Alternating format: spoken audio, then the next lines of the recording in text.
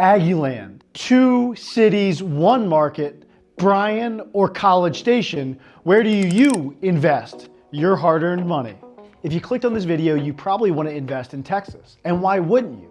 It's a growing population, a growing economy, and it has landlord-friendly laws.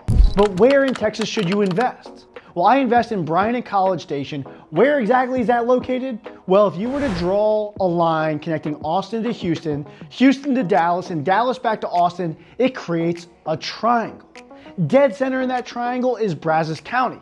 Brazos County has two major cities, Bryan and College Station, which are connected at the hip, hence the Twin Cities. Actually, locals call it Aggieland. The reason we call it Aggieland is smack dab between the two cities is Texas A&M University, the second largest university in the nation. Of course, the students of Texas A&M are called Aggies, which is why we call Bryan and College Station Aggieland. There's your history and geography lesson. Let's jump into which of the two cities is better for you to invest in.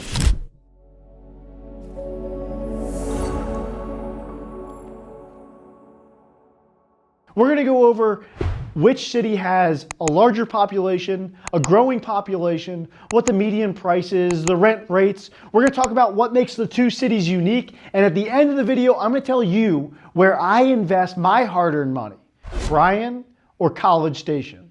Guys, stay tuned. This is going to be a good one. How big of a metro is Bryan and College Station? Well, collectively, we're talking about right around 225,000 people, depending on what source you look at. Now, it is worth noting that a large portion of that is students. In fact, the student body at Texas A&M is right around 70,000 people. The majority of those people live in student apartments, which happen to be located in College Station. That's probably why College Station has the larger population with right around 125,000 people. Bryan is slightly smaller with right around 90,000 people, but it is interesting to note that Bryan has seen a larger population growth over the last few years. In fact, since 2020, Bryan has seen a 8.35% increase in the population, nearly doubling College Station's 4.88% increase. So why is Bryan growing more? In my opinion, it has to do with the increased jobs from both research and development and manufacturing, and the more willingness of students to live in Bryan. Bryan has done a lot over the last few years to increase its overall attractiveness for the students, and I think that's led to more students now living in the Bryan side versus the College Station side, but that's just one man's opinion. Next, we're going to jump into the housing market. What's the difference between the two? So there's a difference in population and a difference in population growth, but what about housing prices? Surely two towns who geographically live in the same general area should have prices that are very similar. Wrong again. Actually, College Station demands about a 17% premium over Bryan. Your standard house in Bryan is going to cost you right around $280,000, whereas if you go to College Station, that house is going to cost closer to $340,000. So what gives? Why is there such a huge price discrepancy between the two towns? Well, I think there's two factors. One, Bryan is an older town. It was established long ago, whereas College Station is a newer suburb, and the newer houses just go for a premium. But probably more important than that are the school districts. See, it's important to note that Bryan and College Station are in two separate ISDs. Here in Texas, we have ISDs, independent school districts. And quite frankly, if you look at websites like niche.com, you can see that Bryan's ISD rating is a lot lower than College Station's ISD rating. That's enough to drive a price premium in College Station. But if you're a savvy investor, you're thinking, that's great and all, but what about rent rates? Is there a discrepancy there as well? And there is, but not to the same degree. You see, in College Station, that house is going to rent on average for $1,970. But if we go over to Bryan, it's only a $100 discount, $1,870. That's only about a 5% difference. Interesting. So the housing prices are considerably more different than the rent rates. Why could that be? Well, probably because most of our renters are students at A&M, and those students don't give a flying F about ISD ratings. They only care about proximity to campus, and both towns are very close to Texas A&M. So what does that mean to you as an investor? Well, You can get a cheaper house that rents out for the same rate in Bryan. So that's where you're probably going to find better cash flow. If you're an investor looking for population and cash flow, so far, Bryan is your go-to.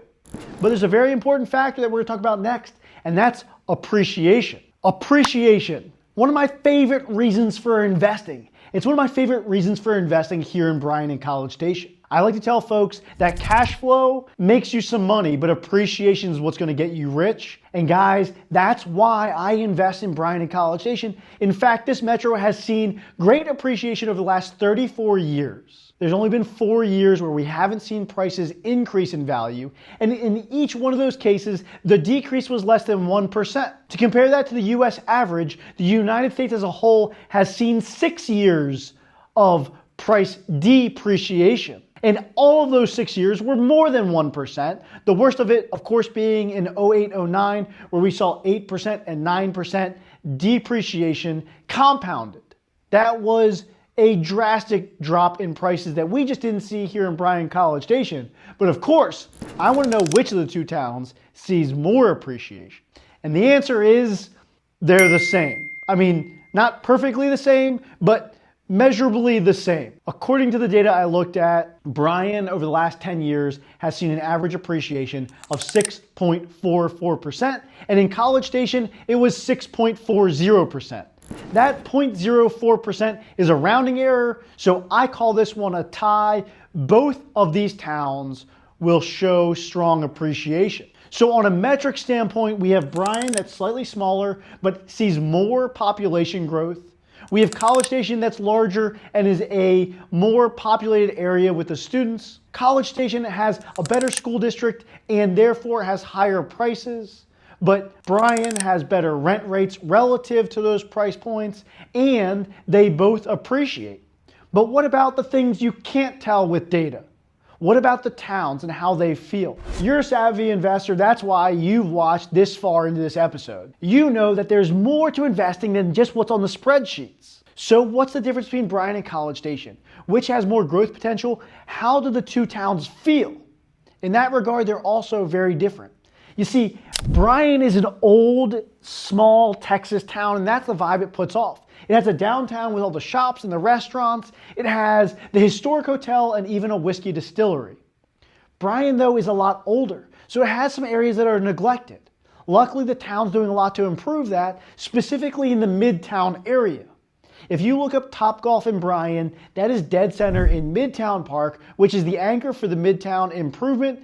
Bryan's really trying to take some of these neighborhoods that have otherwise been neglected and improve them. Bryan's also looking to increase their economy through things like Rellis Campus, which is a research and development center, and through manufacturing in what they call the Texas Triangle. That is an industrial area with a railway direct connection to the Port of Houston.